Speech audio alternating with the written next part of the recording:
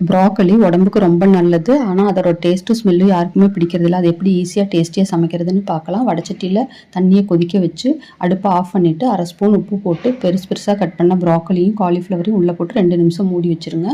அதுக்கப்புறம் 2 பெரிய வெங்காயம், ஒரு தக்காளி கட் பண்ணி வச்சுக்கோங்க.